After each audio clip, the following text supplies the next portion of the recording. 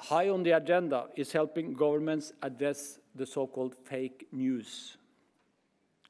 You have probably now heard this phrase almost as many times as you have heard the word populist.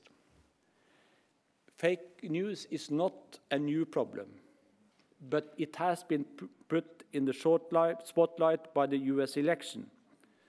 And there is a very real risk that it will interfere with Europe's upcoming elections too.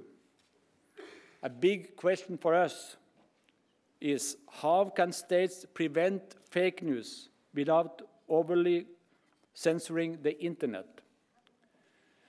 We need proper deterrence, but equally we must minimize the degree to which powerful interests can label all criticism fake news, abusing the term to dismiss dissent. Europe already has robust legal tools to help governments criminalize certain types of fake news while safeguarding free speech. Here I'm talking about hateful and violent fake news, the kind which targets minorities and vulnerable groups, for instance, migrants, Muslims, Roma, and ethnic minorities. Stories which are especially dangerous in the current climate.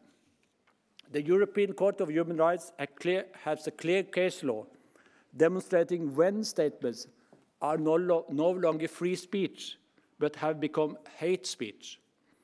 And of a very successful cybercrime convention, otherwise known as the Budapest Convention, contains a protocol explicitly outlawing acts of a racist and xenophobic nature committed through computer systems.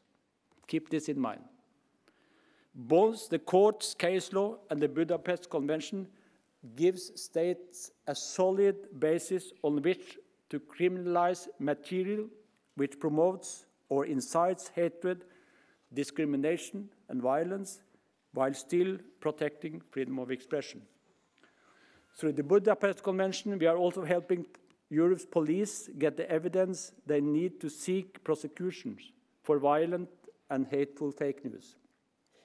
Gone are the days when all you needed to do was to enter a suspect's home and seize their hard drive.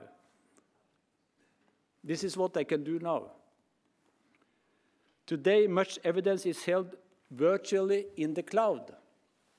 So it's not sufficient to be able to go into a house and seize a computer. The police may know that the information they need is stored by a given internet company, but companies continually move data from one server to another, often crossing national borders. It can be a jurisdictional nightmare. So I tell this because now we are drafting new rules by which states will cooperate in order to maximize their access to evidence in the cloud. It will be very, very important to combat fake news that is actually a crime, and also to combat hacking of computer systems.